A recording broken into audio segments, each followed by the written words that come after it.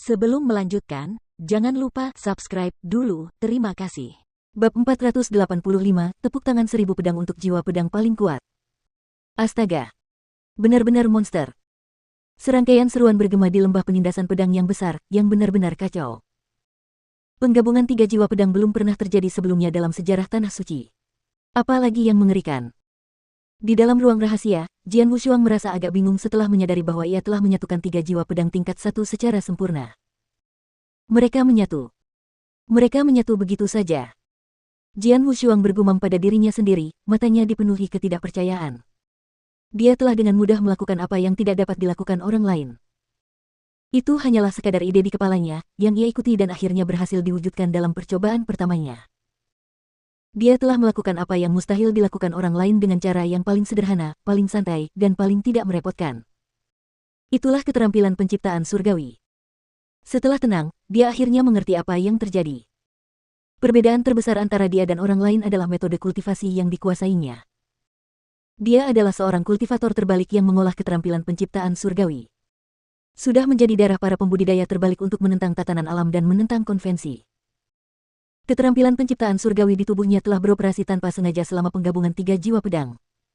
Ini merupakan indikasi bahwa keterampilan tersebut terkait erat dengan kemampuan penggabungannya.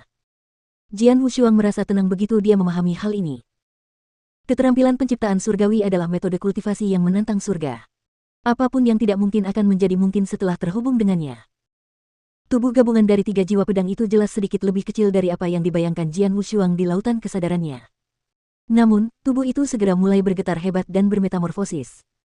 Benar sekali, itu adalah metamorfosis. Jiwa pedang di lautan kesadaran awalnya transparan, ilusif, dan seperti kaca. Namun, warnanya berangsur-angsur berubah, lapisan emas perlahan-lahan muncul di bagian transparannya, seperti bayi yang baru lahir yang mengenakan pakaian pertamanya. Jiwa pedang yang transparan itu tampak seolah-olah mengenakan pakaian berwarna emas hangat. Hanya dalam waktu singkat, jiwa pedang yang transparan dan ilusif di lautan kesadaran berubah menjadi jiwa pedang emas yang memancarkan cahaya tak terbatas. Pada saat yang sama, hantu jiwa pedang agung, yang terbentuk dari 3 hantu di belakang Jian Wushuang, juga mulai bermetamorfosis. Seperti jiwa pedang di lautan kesadaran, lapisan emas muncul dan secara bertahap menutupi seluruh tubuhnya. Hantu jiwa pedang yang agung itu secara bertahap mengeras dan bertransformasi menjadi dewa perang emas yang mengesankan, yang massa tubuhnya membesar dengan pesat. Ia tumbuh dengan kecepatan sangat mengagumkan dari tinggi aslinya yang mendekati 100 kaki. Tingginya melampaui 100 kaki dalam sekejap mata dan terus tumbuh dengan cepat. 110 kaki, 120 kaki, 150 kaki. Dewa perang emas yang tadinya sudah menjulang tinggi, terus membesar tanpa henti di bawah tatapan ngeri dari banyak ahli prinsip pedang di lembah penindasan pedang. Akhirnya, ketika mencapai tinggi 180 kaki, pertumbuhannya berangsur-angsur berhenti. 180 kaki. Hantu jiwa pedang setinggi 180 kaki. Hantu jiwa pedang emas. Apa-apaan ini? Terkejut dan bingung. Bingung, tak seorang pun ahli prinsip pedang dapat mempercayai matanya. Bagi hantu jiwa pedang, 100 kaki dianggap ketinggian maksimal meski itu kelas 1. Lebih jauh lagi, hantu jiwa pedang hanyalah gambaran spektral, atau dengan kata lain, bayangan, yang biasanya monoton. Pemandangan di depan mata mereka benar-benar menentang apa yang masuk akal. Hantu jiwa pedang berwarna emas setinggi 180 kaki tidak lagi seperti yang mereka bayangkan sebagai jiwa pedang kelas 1. Itu telah melampaui kategori jiwa pedang kelas 1. Apakah ini di atas kelas 1? Banyak ahli prinsip pedang bertanya-tanya. Matanya yang tadinya tertutup rapat, terbuka dengan kuat tepat pada saat ini, seberkas esensi pedang yang tak terbatas bersinar di matanya. Boom, dari tubuhnya mengalir esensi pedang yang tak terbatas yang beberapa tingkat lebih kuat daripada yang dipancarkan dari pedang pembunuh jantung. Esensi pedang ini melesat maju dengan momentum yang luar biasa. Dalam sekejap, ia menyapu tubuh banyak ahli prinsip pedang di lembah. Aliran esensi pedang yang deras dan mendekat membuat wajah para ahli menjadi pucat pasi. Beberapa ahli bahkan meludahkan darah dan buru-buru mundur ke belakang. Saat menyapu dunia, esensi pedang yang mengerikan membawa aura transendensi dan niat untuk melampaui semua hal di alam semesta. Momen berikutnya. Cing, cing, cing, cing, cing. Gema pedang yang melengking terdengar di setiap sudut lembah. Mereka dibuat dengan senjata yang ada di tangan para ahli prinsip pedang. Senjata-senjata ini hanya memberi hormat saat mereka menghadapi pedang pembunuh jantung sebelumnya.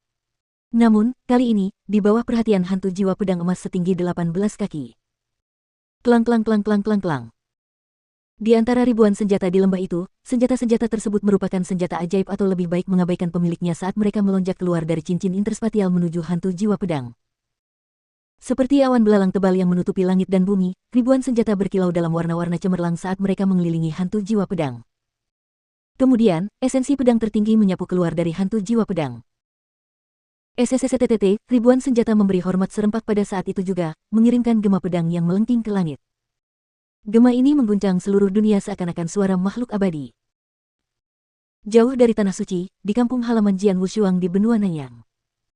Di dalam rumah gua yang terletak di wilayah dinasti Tang. Seorang pria parubaya dengan jubah abu-abu polos mengangkat kepalanya dengan kuat pada saat ini. Dia dapat melihat dengan jelas semua yang terjadi di lembah penindasan pedang di tanah suci melalui kekosongan yang panjangnya ratusan juta mil. 1000 tepuk tangan pedang untuk jiwa pedang terkuat. Dia memang layak menjadi murid terpilih. Dia telah berhasil mencapai jiwa pedang terkuat di tempat seperti ini dan di usia yang masih sangat muda. Mungkin tidak akan sulit baginya untuk mencapai prinsip pedang terkuat di masa depan. Sambil tertawa pelan, lelaki parubaya itu membalikkan tangannya sehingga sebuah benda muncul di dalamnya. Yang mengejutkan, itu adalah manik batu abu-abu yang sebesar kepalan tangan bayi. Itu memancarkan aura yang aneh. Jian Wushuang pasti mengenali benda ini hanya dengan sekali lihat. Benda ini persis sama dengan manik batu misterius di tubuhnya yang memberinya keterampilan penciptaan surgawi. Sepertinya aku harus mencari kesempatan untuk menyampaikan ini padanya.